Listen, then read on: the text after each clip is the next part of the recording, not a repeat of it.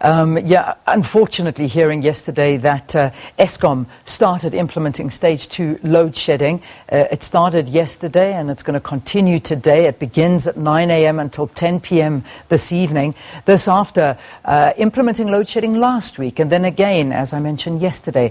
Eskom says this is due to 4 generating units that have broken down. Of course, this has left many South Africans very frustrated. Let's get a little bit more information now from Eskom spokesperson Sikonathi Mantshantsha. Sikonathi, good to have you. Thanks again for your time.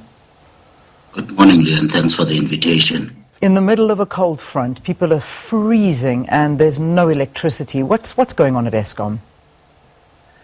Leon, it is regrettable indeed, but over the last 2 weeks we have had serious problems with the generation infrastructure, where we have had no less than 10 breakages where you have a machine breaking down and it gets repaired and it comes back to work while another breaks down.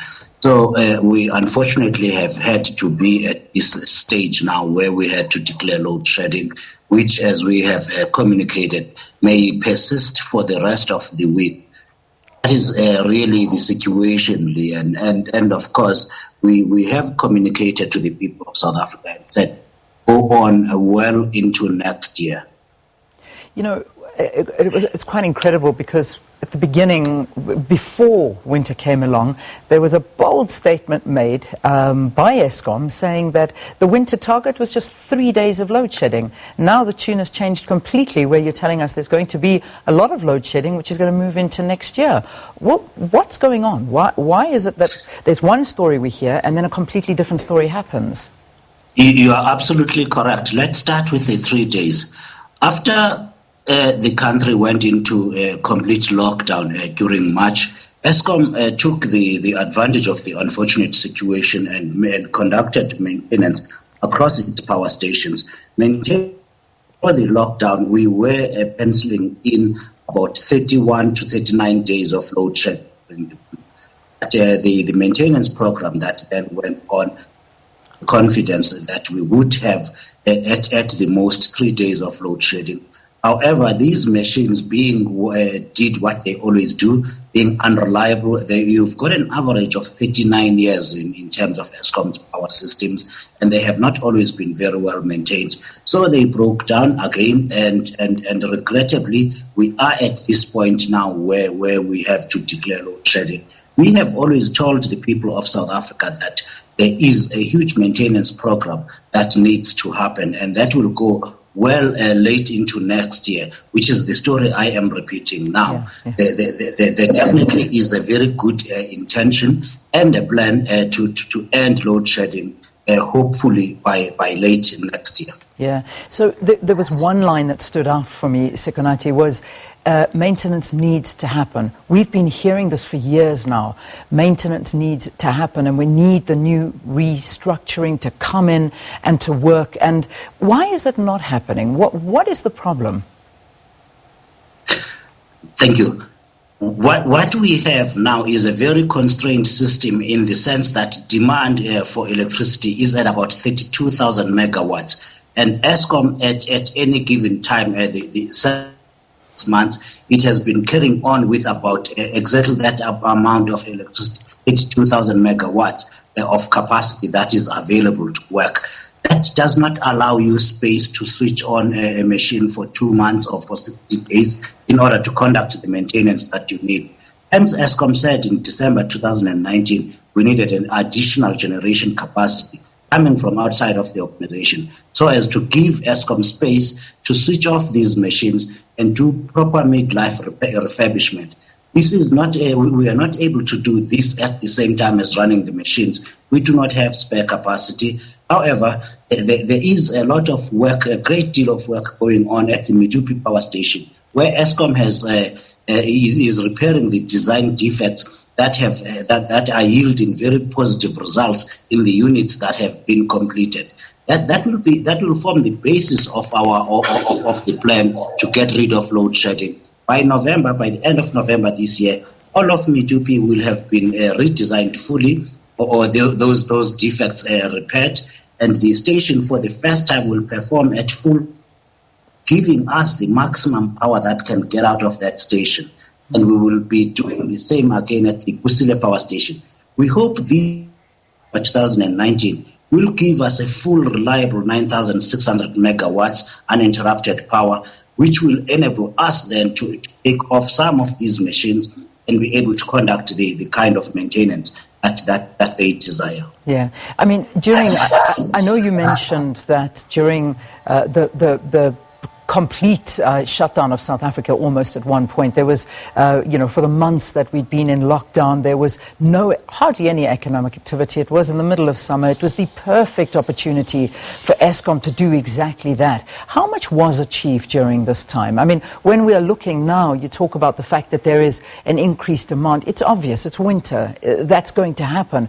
But when we had these months where you were able to do as much as possible, how much was actually done? During the lockdown, Leon, we managed to recover about 3,000 megawatts of capacity. That is the maintenance that actually happened. Before lockdown, we went into with about 30,000 megawatts. Soon afterwards, after the maintenance, we could easily add another 3,000.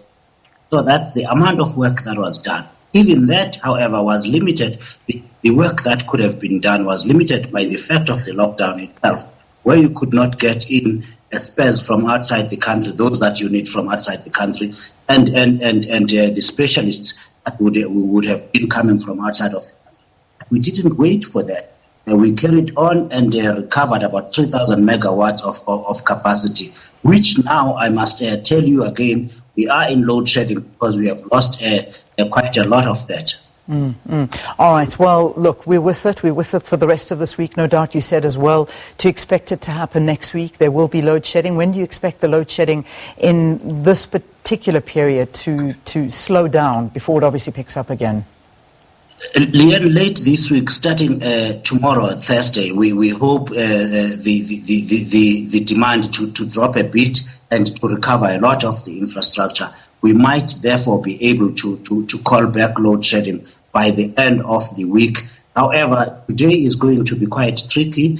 The situation is not looking very good. We have lost three generation units overnight. So it is quite possible that the stage of load shedding might change from stage 2 to 3. But that's where we.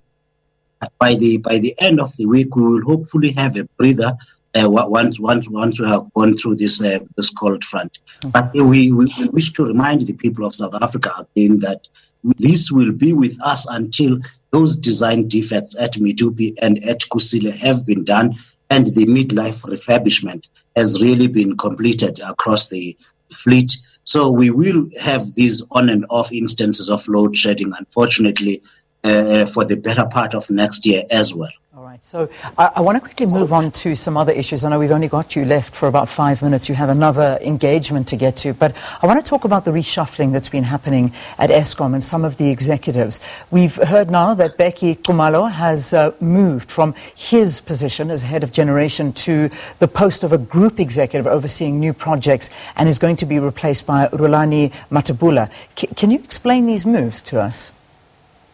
Yes, absolutely, Leon. Things are not going as well as we have now been talking. So Eskom decided we need Becky's expertise. He's been working for Eskom for many years and knows inside out. We need his expertise to help fast track the building at Medupi and Kusile and at the other new projects. So that's where he is moving to. Rulani Matabula is currently the cluster manager for 5 power stations. He is now going to oversee the whole of generation. And Matabula will be replaced by Dan Mashiko, whose whole life has been working at power stations. 2 years has helped Eskom increase its available coal to 58 days worth of coal from the problems of 2 years ago before he got appointed, where we had Eskom had a shortage of coal. So those are the moves to try and strengthen the system and place people where they are best suited. Also, Daniel Masijo moving from his position as General Manager of Primary Energy to head up Eskom's Cluster 2 of power plants, and he replaces Matabula. We understand that the primary energy position is also about to be advertised soon. There's a lot of changes happening at Eskom. Yes, that is the position Dan Mashego is coming out of in order to go and be general manager of 5 power stations, cluster 2.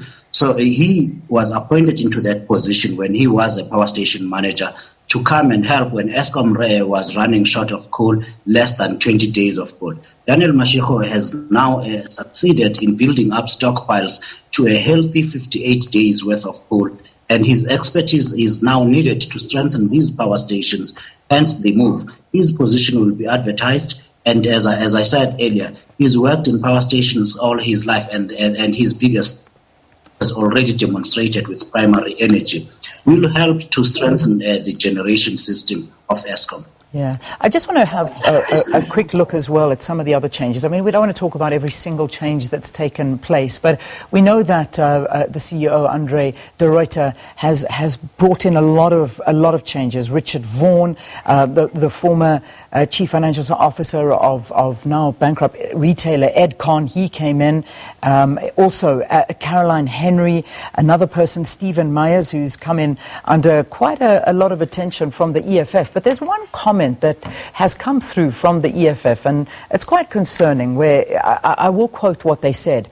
Eskom is being taken over in the most villainous forms to recapture the state for the interests of a tiny group of white racists and an even tinier group of obedient blacks like Ramaphosa, who are lining their pockets for their own interests.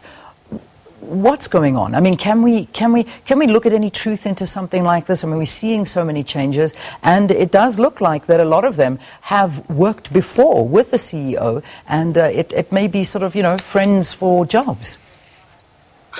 Leon, let's start here. The last part about Dr. Stephen Myers, which in that statement you've just to have worked with Andre de Ruyter at Sasol and at Namberg. There's absolutely no truth to that. Andre de Ruyter met Stephen Myers for the first time when Andre de Ruyter was chief executive of Eskom, and there was this opportunity, this vacancy, the process to recruit him. So there's absolutely no truth to that. You mentioned that there is a group inside Eskom and in the government lining its pockets. That implies corruption. Anybody who has any evidence of corruption, including the EFF, must do the right thing and go and approach the law enforcement and lay charges against Andre de Ruyter and against everybody whom they have evidence of corruption. The changes that you are talking about at Eskom are being effected in order to reposition to best serve all of South Africa. Nobody who is honest today can say Eskom is firing on all cylinders, and things need to change, and we need to find people that can help. There are processes and governance processes that get followed whenever appointments are made. Let's take Caroline Henry. She is not appointed into Eskom. She's appointed to the board of the pension fund, which is outside of Eskom, but Eskom has to appoint at least half the board members. There are 7 people. Caroline Henry is one of 7 people that have been appointed to that board. Richard Vaughan joined Edcon 3 years ago to rescue the organization and managed to restructure the debt in order for Edcon to carry on for at least another 3 years. Eskom has found him to be a man that they can work with, and he has been hired according to the processes of Eskom.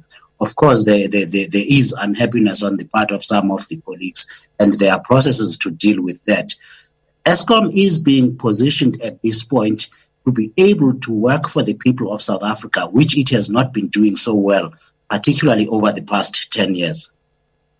Well, you talk about corruption, and one of the biggest criticisms towards Eskom in previous years was the interference by government. And there's been a lot of criticism leveled against Public Enterprises Minister Pravin Gordhan. I mean, he's been accused of influencing Eskom to appoint his niece to the Board of Trustees for the energy firm's pension fund. So there's a huge worry that nothing has changed at Eskom since the so-called new vision and new leadership has come in. It's the same problems that are plaguing it.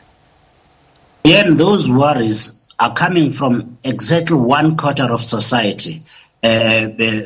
organizations similar to the EFF. Not so much have they provided any evidence. Let's talk about Hasha Totalimaye, who is the person you are talking to. This is a woman who has worked for Eskom for 22 years in the senior management ranks, has got 2 master's degrees, and has been heading the regulatory affairs of Eskom when it deals with electricity prices and NERSA. This is a person now in a Women's Month that is being reduced to a mere relation of Pravin Gordhan, a person that has had a successful 22 years of experience, not been brought forward by anyone to say this is Pravin Gordhan's.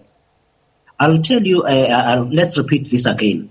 To the board of the Eskom Pension and Provident Fund, Eskom as the employer can appoint 7 people. Amongst those 7, there is Hasha Totalimaye, who's been to a mere relative of Pravin Gordhan, and there is Caroline Henry, who worked for Eskom for many years, about 20 years, and is a chartered accountant, having been appointed by Eskom now to go and head that board. There are approval processes for only 2 funds that are required from outside of Eskom and from the shareholder. Those are the chairman, which is Caroline Henry, and the trustee expert who by Eskom. The rest of the people, including Hasha Totalimaye, have been appointed by Eskom's own management with no outside influence.